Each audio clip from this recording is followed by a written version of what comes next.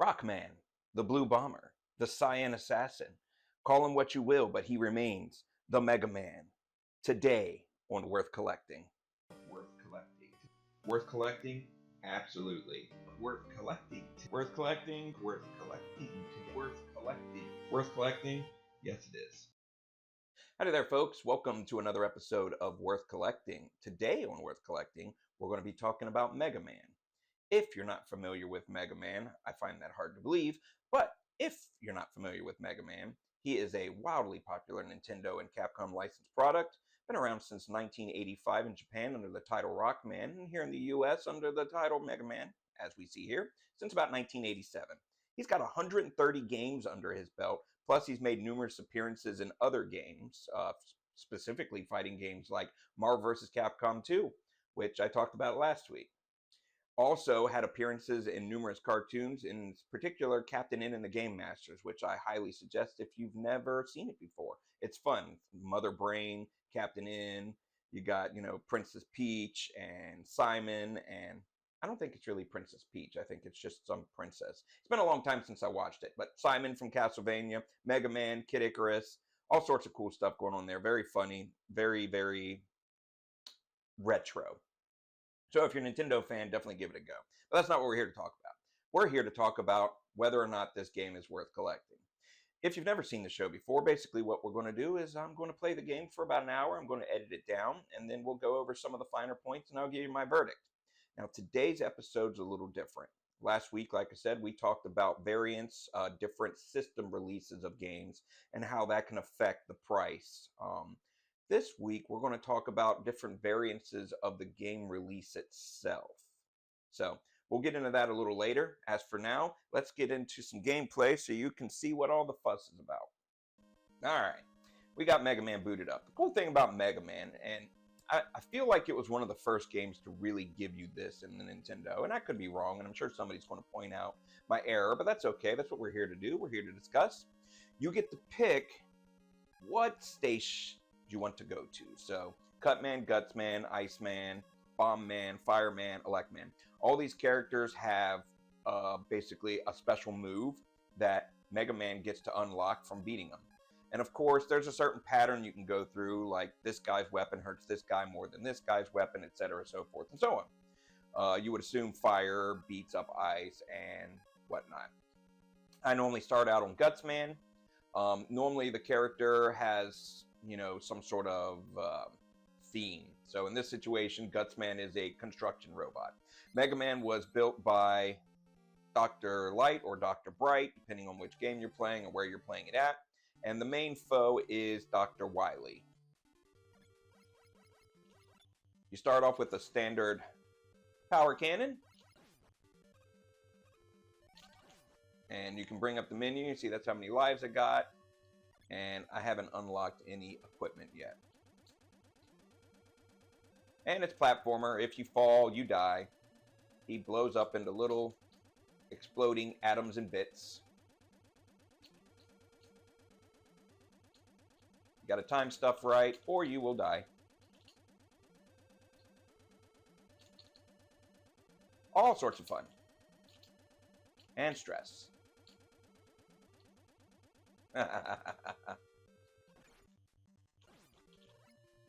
Little blue thing I just picked up gives you more energy to fire your weapon once you've unlocked some, which I have not yet. Extra Man, look at that. Some of these guys are armored.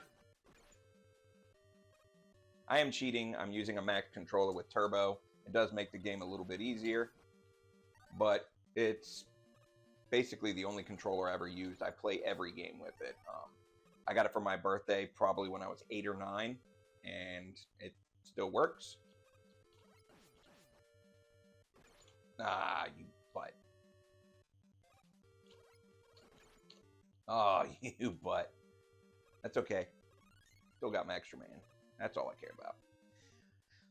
This game has something a little different than a lot of the other Mega Mans. This one actually has points. Points kind of went away and ceased to be important in later versions of the game. And that's how you die. That's okay. That's why I've been collecting Extra Men. These little gold things right here give you extra points. I want to say there's multiple colorings. And the extra man will continuously appear.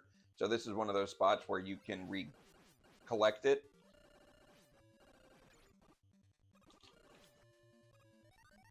All right. And when you get to the double doors, you're at the boss. So let's have a look here. Later, when you got to the double doors in the game, you would go through one set and then immediately another set, and there was the boss. This game has a double doors, and you go to the like inner sanctum of the boss's lair, and there's a few more things.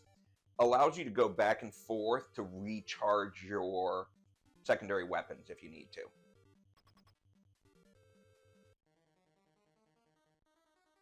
Get boss music.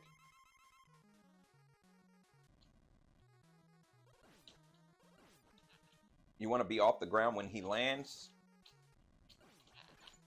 Otherwise, you won't be able to dodge.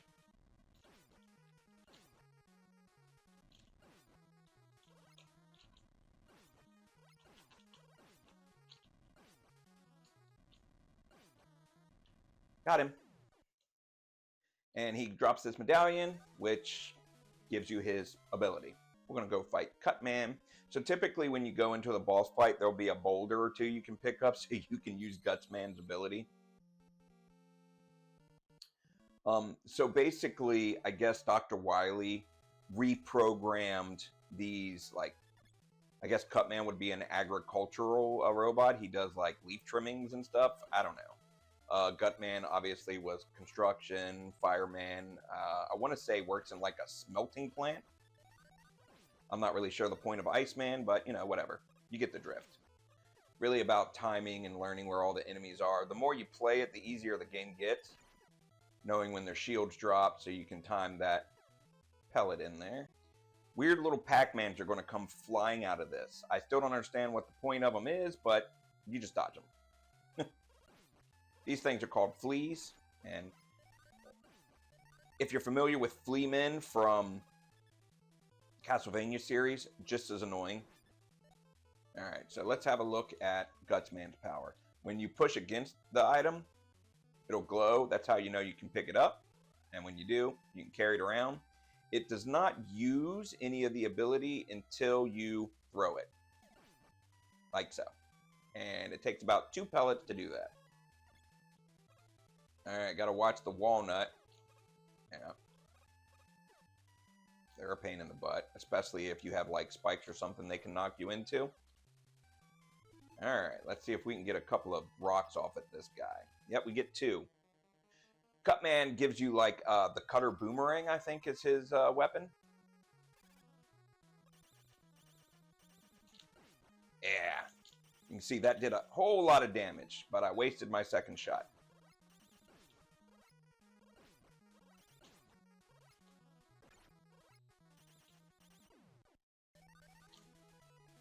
So you kind of get the gist. Normally a weapon that you pick up will do more damage to enemies on another stage.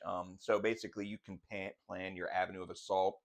And certain things like the Guts Man weapon will allow you to move blocks to get unlockables. We'll do one more stage. We'll do Bomb Man. After you beat all 6 robots, you go to Dr. Wily's castle, and there's 4 or 5 stages in there.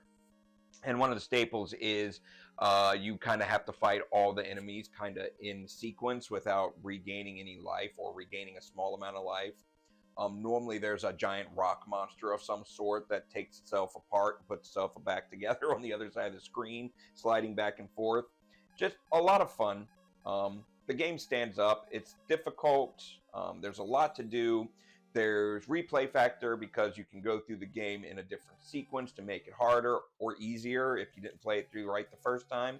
I say right. Play it through the way you liked the first time. We'll take our cutter boomerang. Yeah. Cutter boomerang, one pellet per attack. And it stays on the screen until it returns to you. So, very useful. Music, I think it's got a good soundtrack. These bullets explode, so you can't shoot them when they're near you. Kind of like bullet bills on Super Mario Brothers. Lots of exploding stuff on Bomb Man stage because, you know, he's a demolition expert.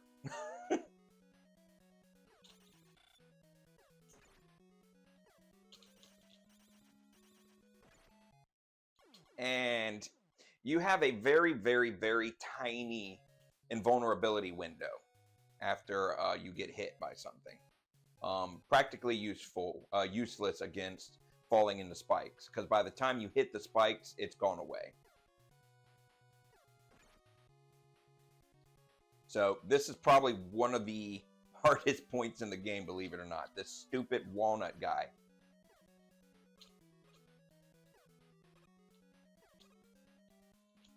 Ooh.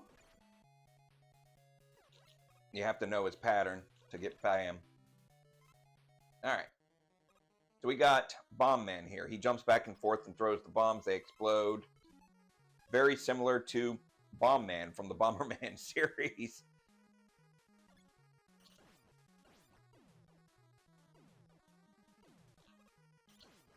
If you stay close to him, you can keep him jumping.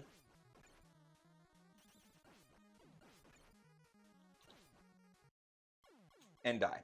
So this is a situation where your powered up weapon, the cutter blade or whatever you want to call it, is not as strong as your regular weapon. You're better off just using the regular weapon on Bomb Man, because the amount of time it takes for the weapon to return to you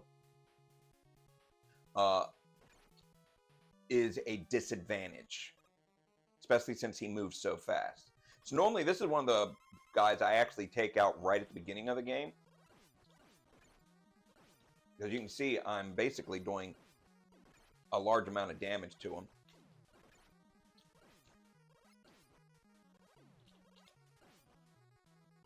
That's it. Let's check out Fireman's level. I want to say he works in a smelting plant. That could be Heat Man from Part 2. Yeah, looks like a smelting plant. I do like the song from this stage.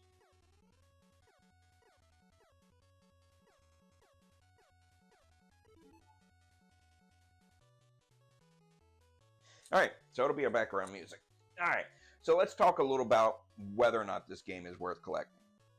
So, probably for serious collectors on this one.